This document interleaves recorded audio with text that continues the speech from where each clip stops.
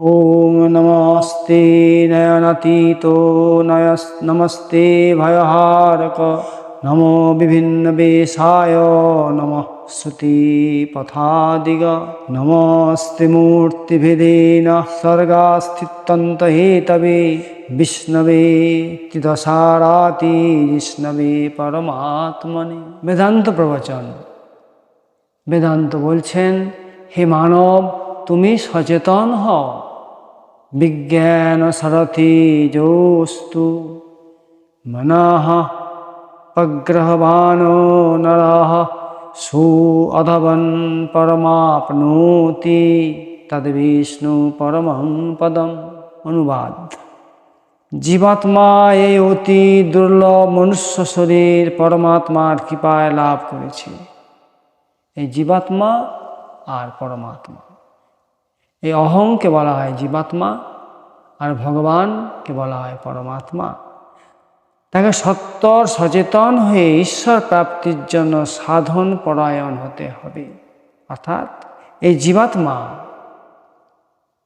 সচেতন হতে হবে। কি সচেতন হতে হবে?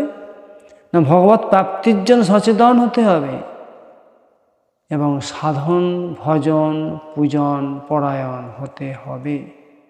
মানব দেহ অনিত্য, এ আছে নাই, প্রতি মুহূর্তে ক্ষয় হয়ে যাচ্ছে, অর্থাৎ আমার মৃত্যুর দিকে চলে যাচ্ছি। যদি জীবনের অমূল্য সময় পশুর মতো বৃথা সাংসারিক সুখ ভোগে ব্যয় করে দেয়া হয়, তাহলে বারবার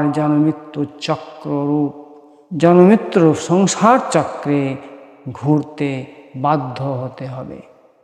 যে মহান কার্যসিদ্ধির জন্য এই দুর্লভ মানব শরীর লাভ হয়েছে তা সম্পন্ন হবে না। অতএব মানবের উচিত ঈশ্বরের কৃপালব্ধ বিবেক শক্তির যথার্থ সদ্ব্যবহার করা। ভগবানের দেওয়া এই বিবেক, ভগবানের দেয়া, আমাদের সবই ভগবানের দেয়া, এগুলিকে সদ্ব্যবহার করতে হবে। অর্থাৎ ভগবত কাজে ব্যয় করতে হবে, ভগবত সেবাতে, ভগবত পূজনে, ভগবত ধ্যানে ব্যয় করতে হবে। গীতায় শ্রী ভগবান বললেন 15 অধ্যায়ের 4 নম্বর শ্লোকে, ততঃ পদং তৎপরিমার্গিতব্যং যস্মিন গতা নিবর্তন্তি ভূয়ঃ তমেব চাদ্যং পুরুষং প্রপদ্যে যত প্রবৃত্তি প্রসীতা পুরাণী। সর্বতভাবে সেই পরম পদরূপ পরমেশ্বর পরমাত্মা শ্রী ভগবানের অন্বেষণ করা উচিত। তিনি কোথায় আছেন? তাকে প্রাপ্ত হলে মানবের আর ফিরে আসতে হয় না।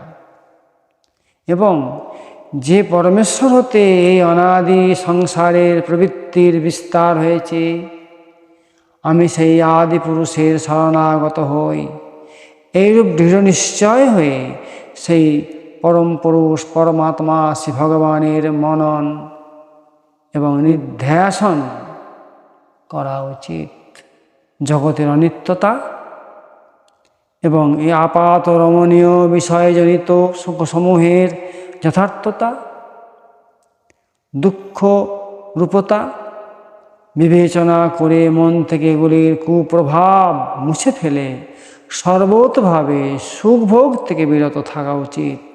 শুধু শরীর নির্বাহের পক্ষে, শরীরকে চালানোর জন্য, সংসারকে চালানোর জন্য আবশ্যকীয় কর্তব্য কর্ম নিষ্কামভাবে ঈশ্বরের আদেশ জ্ঞানে পালন করা উচিত।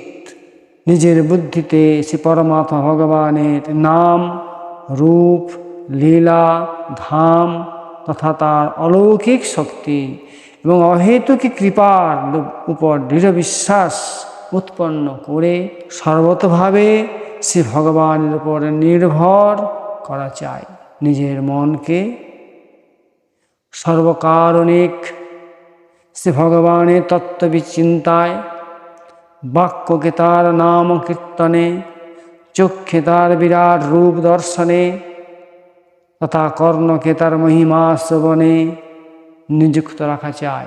এইভাবে সমস্ত ইন্দ্রিয়কে তার সঙ্গে সংযুক্ত করে জীবনের এক মুহূর্ত যেন সেই পরম পুরুষ পরমাত্মা শ্রী ভগবানের মধুর নাম ধ্যান ছাড়া অতিবাহিত না হয়। এতেই মনুষ্য জীবনের সার্থকতা।